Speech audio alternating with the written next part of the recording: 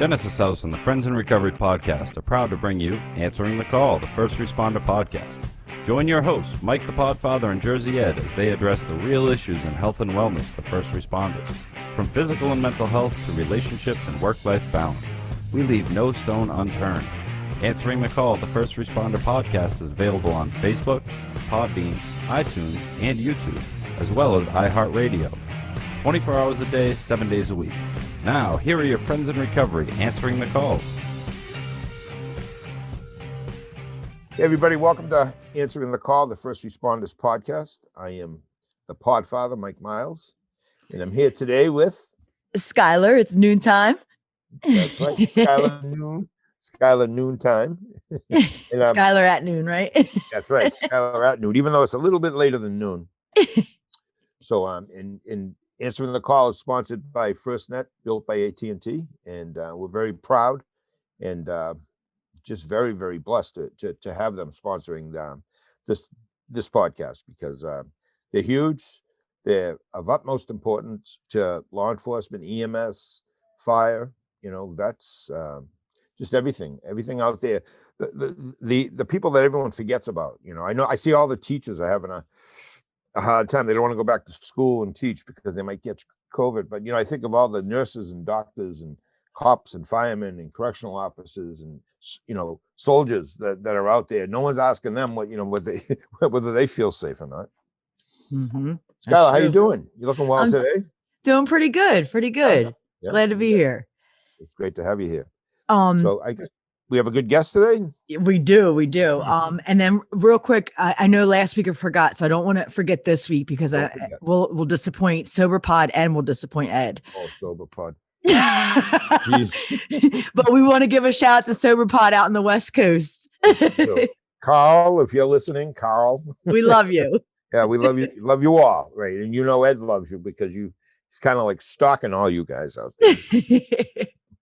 And then just the cop line, just so you guys know, we have also support. So if you guys want to reach us, we are at 617-379-1163. And we also have copline.org or 800 copline, which is 800-267-5463. Right. And I love that 1163. My badge number for 35 years was 163. I played it in the lottery all the time. Never won, but when I didn't play it, it would come in, Of course. That's Murphy's Law. Why don't you tell us about our guest? So, I'm very excited about our guest. Let me see here. Where did I put it? All right. So we have Tracy on here today, and she is a licensed clinical psychologist with 20 years of clinical expertise working with service members, first responders, veterans, and their families. Her work began in the VA Medical Center and followed by the assignment working with patroned prisoners of war. She was stationed overseas and stateside as the active duty U.S. Navy psychologist. Wow. Followed by work as a DoD contractor for 11 years as a program manager of Naval Hospital Jacksonville's Deployment Health Center. Wow. So that's all. That's just one paragraph. I can't even fit. You know what I mean? I can't even fit half that. That's awesome. It's totally amazing how Ed finds these guests. They're all second to none, and every week it's just better and better. It's just amazing. It really is. And that's why we're blessed to be on this show, So we'll have to have Tracy tell a little bit more of her and not be able to tell her bio a little bit more personalized than how I can read it off there, I'm sure. Hey Tracy, how are you? I'm doing very well, thank you. Thanks for having me. Appreciate it. Thanks for coming on the podcast. Really appreciate it. Yeah, it's my pleasure. So Skylar did an admirable job telling us about your bio, but tell us a little bit more so we understand it a little better.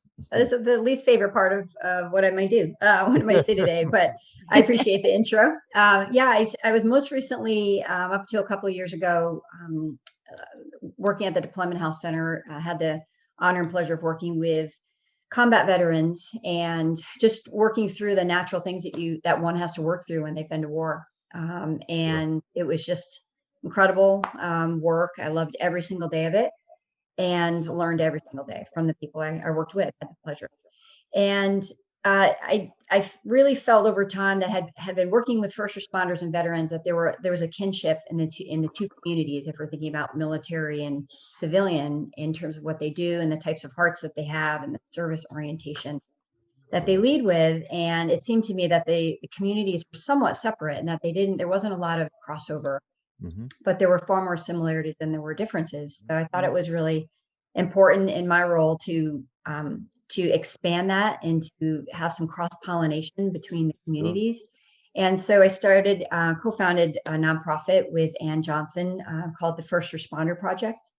And we have a 3-point mission, essentially. One is to provide education to first responders and their family members, which is also a very important piece I can talk about later. And making sure that they understand that there is really demystifying this whole idea of mental health. And first responders typically, by and large, don't want to be responded to. So it's difficult, even as therapists, we don't ask for help, we're doing the help. So that's just part and parcel of being on the job. Nevertheless, there is occupationally induced trauma by virtue of the job. So the heart gets heavy, the soul gets heavy, and the mind gets burdened with a lot of things. So we really, part of our education outreach is to let people know it is what it is. It's the nature of the beast. Everyone kind of knows it, but no one really talks about it. So we're trying to pull away all that stigma, pull all the mental health jargon out of it, take it out of the medical model and psychological model, and just get it into the occupational model. That's the way you're trained is also how you respond. And it's difficult to turn the light switch on and off. And it tends to be a flip switch and not a dimmer switch. And that's the way it goes. So that's one of our missions, is the education. Another is to provide opportunities for first responders to have peer connection and support. So having summits and having, of course, Zoom calls left and right, and also for family members to have that opportunity. So having forums and summits and the like. And then the piece that I enjoy the most, having spent many years with another nonprofit working with veterans, is having retreats, which we call recalibration retreats, like resetting, just like you would zero in your weapon, or you go and you get retraining. That sometimes we need to untrain the way we train. So you're out in the job, walking the walk all day long, and then you have to go into civilian, community and figure out how to be a civilian when you're not really just a civilian, that you think differently, you anticipate, you're responding, you're noticing, and it's difficult to turn that off. That along with carrying around all that burden. So those are our aims. And I'm excited to talk about it. Well, some lofty goals. I'm listening to you, and I'm thinking of all the police officers and veterans.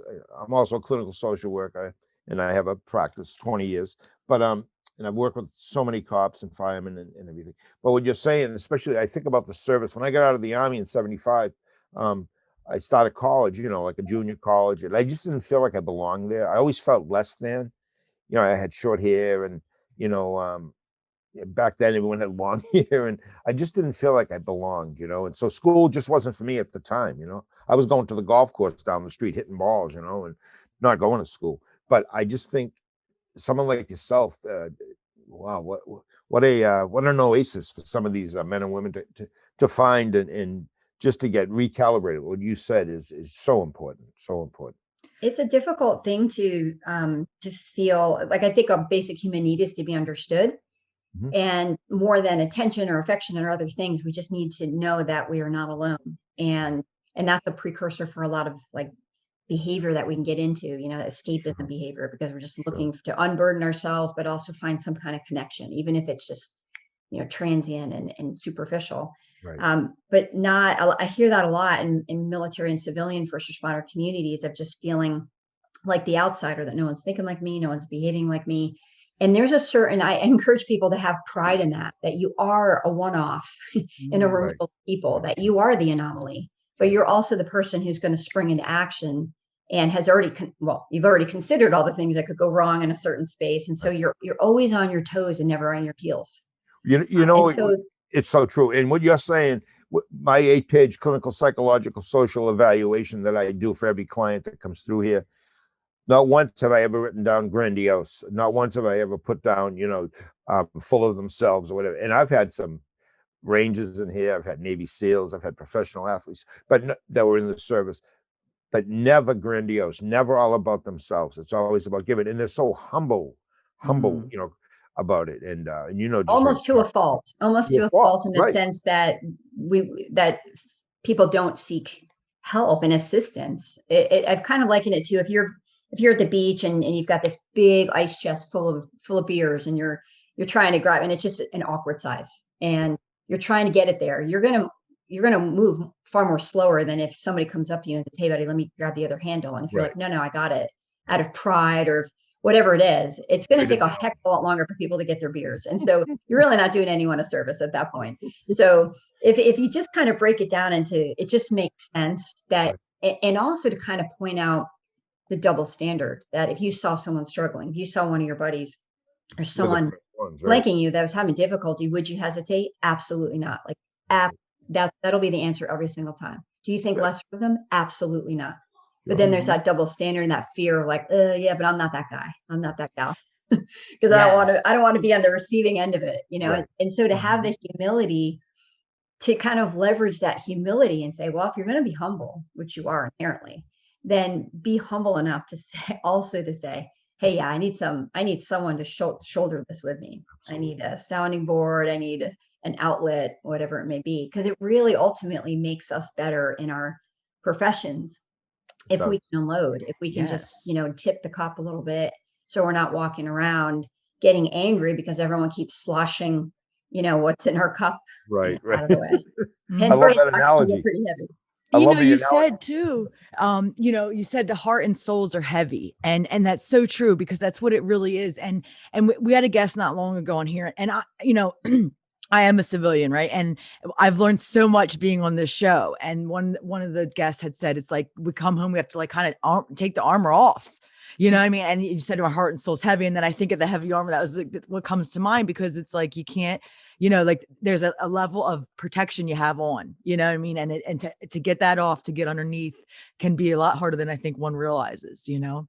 Yes. And if anyone's ever been on a rock, or, you know, has been carrying around gear for a long period of time, you know, as part of a training march or whatever, they'll figure out. And I think a lot of people in first responder line of duty figure out that it's easier to just keep it on, because if you take it off, then you feel the ache, then your body has to reposition, and you realize that your spine and your pelvis have been, you know, in a certain way to just kind of bear down.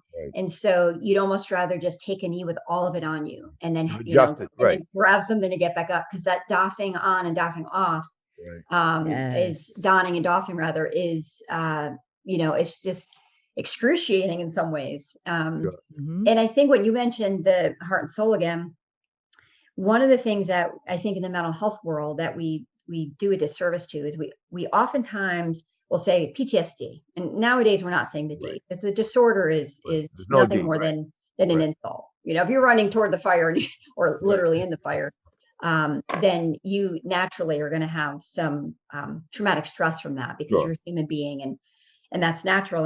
And so in addition to focusing on PTS, we oftentimes don't pay attention to things like moral injury and soul burden, which are equally as heavy, and sometimes I would say like more damaging to the human spirit, but more difficult to identify and recognize. We just know that we're trapped under something heavy, or a darkness, or, you know, there's a doom and gloom, and all we really want to do is be present with our family and have joy and put like a natural smile on our face.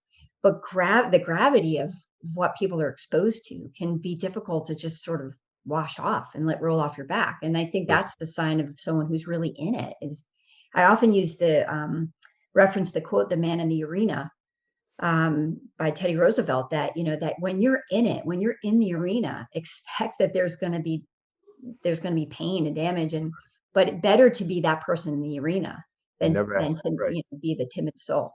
Never. Yeah. I love that. I have that in my garage, and somebody given it to me, and they had John F. Kennedy at the bottom, but it's not John F. Kennedy. It is Teddy Roosevelt. Is it Teddy Roosevelt? It is. Yeah. Right. But you know, when you say family, your eyes light up. So in the beginning, I think even before we started, you said you work with, you know, vets and EMS in their families, and you lit up. So tell me about the families, because that seems so important. And I know it is. It really is. And I appreciate you asking. unfortunately, as much as first responders and military and veterans can kind of be in the shadows, because of the humility, because they're just used to being like on the ready and, staging to go do something, their families, I think, are even more invisible to the rest of the community. And they are holding down the fort. They are holding down a predictably unpredictable life, which is just very stressful, inherently stressful. And they don't get credit for it. And they really are, I think, a lot of times in the dark. It's difficult from a mental health standpoint to walk in to people who are very engaged in their job, love what they do, very much the agent of control and of change, right? Like if something happens, it's because I'm doing it. Right. And to walk in and say, hey, so there's all this mental health stuff, this, warm, fuzzy stuff that we want you to think about. For some people, they know there's a Pandora's box. They know it's there. Right. It's they carry it around everywhere, but it's a scary thing to, to kind of think about toggling the lid on. And whereas there's a Pandora's box for the line of duty person, the family member is sitting at the dinner table with the black box recorder. They know that there's a lot of intel on that. There's a lot of information. They know if we can crack that sucker open, we can find what's going on. It has all the, vital information. And so it's like sitting with your loved one and knowing and seeing how they're wearing it and carrying it. And, all the things that people get tuned into when they're in that relationship, as do kids. They soak up emotions sometimes better than adults because they don't have all these defense mechanisms and things that they've learned to kind of be, to walk through life with. So they're really pure and raw, but they absorb it, which is a scary thing to think about when you're a parent of all the stress that we can pass down. Sure. So we really make a priority to reach out to families and to provide education, to provide them with a language to be able to talk about this stuff that doesn't sound like they're going down the mental health road, but instead down that human road, and to help them identify when they see a certain behavior, what might be behind it. That when their loved one seems to get triggered by something because their mood swings real quickly or whatnot, what kind of rabbit hole that person might have gone down. Right. That they themselves the first responder might not even realize what's just happened, that can happen very like subconsciously. So if the family members can understand it a little bit, okay, that something must have triggered, I don't have eyes on it, I just can't tell what it is because I don't walk that walk, but at least I know it's there, rather than just responding to, oh, there's that face again, oh, he or she is physically present but psychologically absent, not there. And rather than just react to it, they can respond to it because they can figure out, okay, something's going on. I don't know what it is, but I know that it is. And that therefore, I can be more compassionate, or I can maybe just get some space or open up that conversation in a certain way that I don't get shut down or stiff-armed, because it's so, just as the first responder is running toward whatever need there is, the family members are often perched and ready to be there for their loved one. And a lot of times, unfortunately, they get shut down. In the communication, want to give them tools. Right. Communication is such a big thing, but most first responders, type A personality, they don't come home and tell everybody what's been going on, I can remember years ago, one of my children saw a picture in the paper, and it was a Lowell police officer with a big bald spot, just like mine. And they thought it was me, but it was the sergeant who has a similar hairstyle. And I can never remember coming home, maybe 2 or 3 times, and revealing what I had seen or what because it just wasn't something I would do, and I worked nights, but I love what you're saying, because the family are so forgotten, and you can fix somebody or you can help somebody get the help they need, but if they're going home and it's all turmoil there, Maslow's theory of hierarchy, there it is. I mean, you can't have a happy, secure, safe home if your family's not even sure, why your moods are where they are, or, why you're acting differently or looking differently. And it's that inability to have a conversation about it that will often lead to either apathy and indifference. Like, I don't even know if I like you anymore, or if I even care that I like you. That's more damaging sometimes than more energized conversation. But if there's no mechanism for having a conversation, if the line of duty person is unable to recognize like what it is that's going on inside of them, and they can't label it, then they can't talk about it. And if the family member can't necessarily recognize it, then there's just no like there's no infrastructure or scaffolding by which to have the conversation. No foundation at all. You're so right. And, high rate of suicides, high rate of divorce, high rate of alcoholism, drug addiction, name your addiction, so true. We're going to take a real quick break right here. And then we will come back, and maybe there's like an example of like the behaviors that families can look for, or, certain things that you were just seeking out, because that sounds like super important. Maybe some examples too would be great for the viewers. So we'll take a quick break here. Super. Answering the Call, First Responders Podcast, sponsored by FirstNet, built by AT&T. We'll be right back. You're first. First to respond. First to put others' lives before your own. And in an emergency, you need a network that puts you first, that connects you to technology, to each other, and to other agencies. Built with and for first responders. FirstNet, the only congressionally authorized wireless network for first responders. Because putting you first is our job. Since 1992, Genesis House has been helping real people heal from addiction on their private recovery campus in beautiful Palm Beach County, Florida. Their family-owned program is accredited by the Joint Commission and offers detox and dual diagnosis treatment in a comfortable and confidential setting. At Genesis House, they focus on treating the underlying causes of addiction. Their comprehensive approach includes psychiatric care, individual and small group therapy, trauma healing techniques, and holistic care including yoga, massage, and animal-assisted therapy. After treatment, their clients enjoy the lifelong support of a nationwide network of Genesis House alumni. Call Genesis House today at 1-800-737-0933 to speak with someone who understands. Visit them on the web at www.genesishouse.net. It's time to start your journey to a long and successful recovery. Hey everybody, welcome back to Answering the Call, the First Responders Podcast, sponsored by FirstNet, built by AT&T. So fortunate to have it. And I am the Podfather, Mike Miles, and I'm here with Skylar, and it's noontime with Sky. And we have a fabulous guest, Sky. Take it away. So we just took a break, and we were talking about some subconscious behaviors sometimes that the first responder will display that family members can kind of keep an eye on to kind of know. So we were talking about that, and we were going to give an example, just talk more about that. So Tracy, what did you think of? Maybe some kind of example that would be like a good demonstration? I think there's lots of examples. I was having difficulty kind of landing on one. I think that what sometimes will occur is that there'll be there like an emotional like constriction, like a kind of a shutting down, almost like the continuum gets shortened. And so there's almost like a veil that gets like put down, so that when someone goes into like a setting their jaw, and their expression goes kind of blank, it looks like they're either ticked off or they're uninterested in what's going on. And I think that sometimes is a sign that the cogs in the wheel are going. So whether it's just reading the room, whether there's a protectiveness going on, maybe a suspiciousness, it's really difficult to turn that off, particularly for law enforcement, for example. It all comes from a very good place. It's a protective, I don't want anything bad to happen, especially if I'm with my family.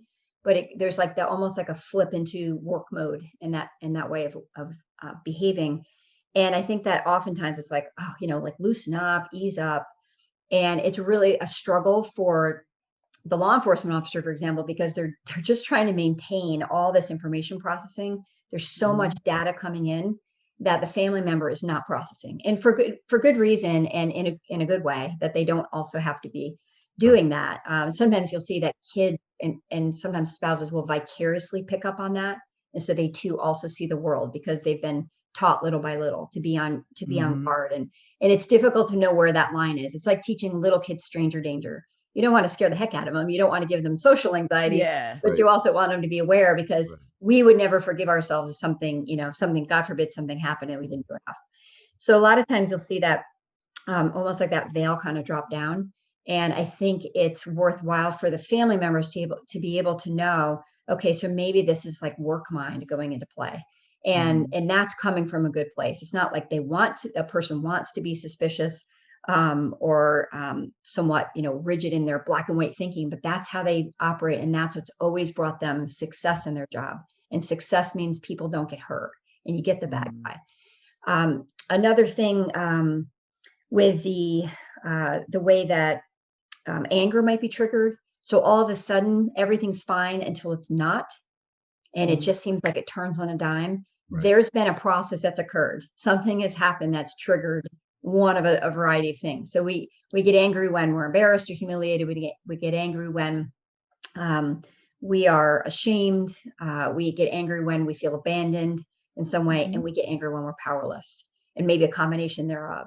So, and sometimes, of course, if we feel threatened. So if there's a circumstance or there's a trigger or sight, sound, smell, anything like that, or even something that brings up a bad memory, we can go into a mode that's and it's where, again, anxiety that memory brings up, or defending against a sorrow that it brings up.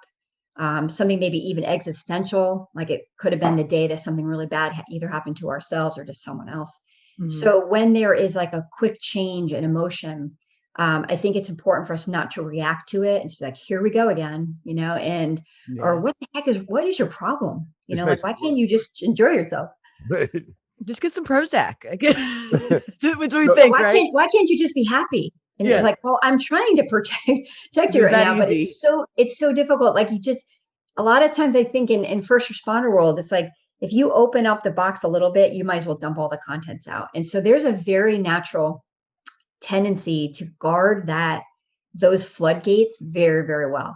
And I can tell you that in a therapy room, I've never known anyone who I've worked with to not be able to put all that back in. I mean, it's part and parcel of the job every day. And so even there's that fear of like, if this comes out, I'm not going to be able to, like, if I unravel, I can't re-ravel, as if that's a word.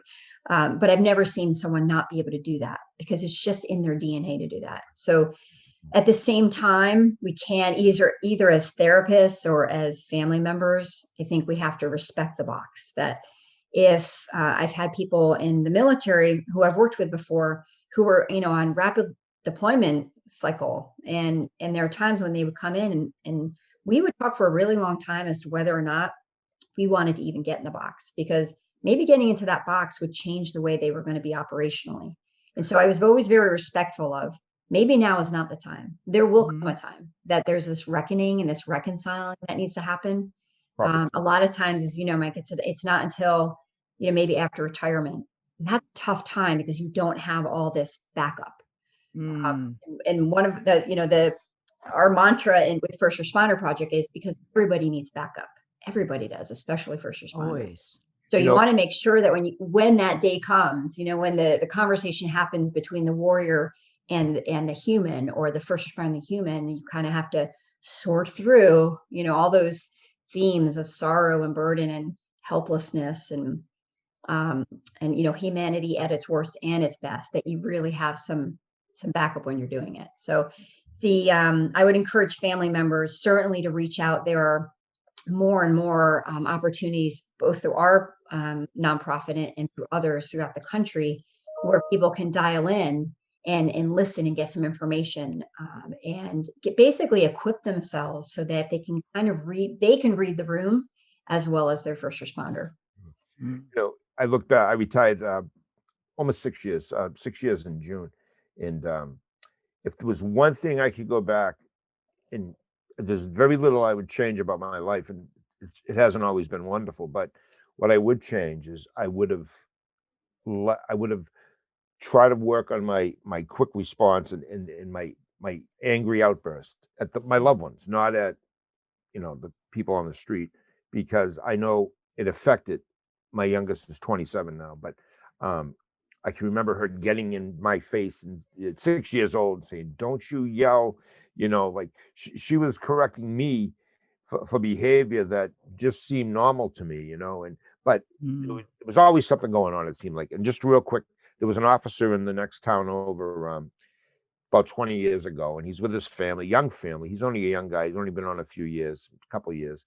And somebody drove recklessly right by him and then stopped at a red light, and he got out to approach the driver, and somehow he ends up getting, like, he's leaning in the car, and the driver takes off and he slams into a pole and kills him. He kills the police officer who's off duty with his family, And I just remember going to that wake and funeral and seeing that family, and I can see them right now, and thinking, he did this, as an off-duty police officer, and his heart was in the right place, everything else. And, everyone would do the same thing again. I think most would, but what a price to pay, to have your family see that. And, that was the end, and it's just a horrible, horrible incident to be involved in. But yeah, this is what happens too. Sometimes you got to leave the job at home, but it's hard to do sometimes. Yeah. No matter what line of work you're in, police, fire, veterans, corrections. I think so. Go ahead. I was just going to say, I think first responders also have this notion that, like, there's a limitless capacity to their bucket, when everyone knows deep down that we need a hole. There needs to be some kind of drain for that, some kind of outlet, because otherwise it's like that, that water bucket at the top of the, the water slide that it, eventually tips over and then it starts filling again. So the reason it tips over is because there's no hole in the bottom. So we have to be able to recognize, like, okay, what is our capacity and how do I know when I'm full? What do I look like? How do I start acting when I'm full? Do I sleep a lot? Do I overeat? Do I do, some maybe escapism behaviors that, aren't cool or legal or whatever, or, Right. Compatible with family? Yeah, because it's just part and parcel of doing the work. That was my question, was pretty much was, you said you guys do educational programs for the first responder and the families. And I was going to say, well, how do you explain that? And then you already answered it. So thank you, because that's true. That's part of the education, is knowing that there isn't a hole at the bottom, and that there's times we have to stop. And anybody, you know what I mean? It doesn't matter where you are in life, me, you, a first responder. I mean, everybody, so we all have to stop sometimes and be like, you know what, I have to take a break, and that's I'm sure a big part of your education program. Yeah. No one likes to have the ugly cry. No one likes to, kind of just, let loose. But I have not heard anyone ever tell me that after, like, a good cry, that's why we call it good grief, or a good cry, that, like, that breath, that sigh that you have after, when you're done, like, you're not going to keep crying anymore, that I've never heard anyone say that wasn't therapeutic, that wasn't helpful to them, that we need that outlet in some form or fashion. Emotion is energy, and it will find its way out of the body one way or another. One way or the other, right? Wow. Nobody likes vomiting, right? But no one, like, if you feel sick, if you feel nauseous, your body will expel whatever it is. And so the process of vomiting is no fun, right? It hurts. It's like retching. Right. Yeah. But it's going to be over. Get it out. Yeah. And it's over. Invariably, whether it be hangover or whatever's causing it, it's like, you sit back, in the bathroom corner and you just feel like $1,000,000, right? Yep. So, and what I thought of when you said when we unravel, like, we can re-ravel, I thought, well, thank God we're not Humpty Dumpty. We can be put back together. And that's the hope, is that we can be put back together. Yeah. And sometimes better for it, Yes. It's not just that we take away this, this thorn, or maybe just realize that just realizing that to be in a profession where you are the locus of control is within, that you are going to be the person doing the things that help. Right. And then, that sometimes you're going to roll up on a scene and you have all your power stripped from you. This is an after action review. This is a battle damage assessment. This is not something that you get to have any agency in. That is so demoralizing. That's where that moral injury comes in, of, like, so true. Where we look up and we're like, what is the sense of this tragedy, this injustice, that even those things, when we see people at their worst, and people work with victims, just carrying that sorrow around for humanity is quite a burden. But it's so amorphous and so nondescript, and you can't hold it in your hand and say, oh, look, I have a broken femur. Oh, let me give you this many milligrams of a pain reliever. It's not that simple, but I guarantee you it's just as profound, if not more. Fire department, right next to a three-story tenement. 2:30 in the morning, the house is all ablaze. The fire department is literally 40 feet away. Okay. By the time they get to the fire, they can just walk out the door and go there. 5 people died. The police officers and the firemen, firefighters that were there, men and women.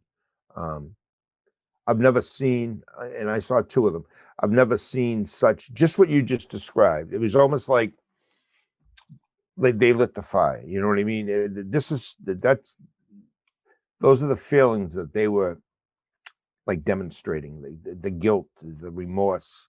You know, you go to a fire a mile, 2 miles away, whatever, but right next door. And of course, the local newspaper, you know, kind of writes an article about it. I think they actually had a picture, you know, and it was just, it was horrible, you know, for those firefighters and for the police officer. Actually, the police officer was the first one on the scene. He was just driving by and he saw the house. He went in, kicked doors in and everything. But anyway, yeah. Those are scenes, what someone might have in one shift, or scenes that some of us wouldn't be able to ever get over.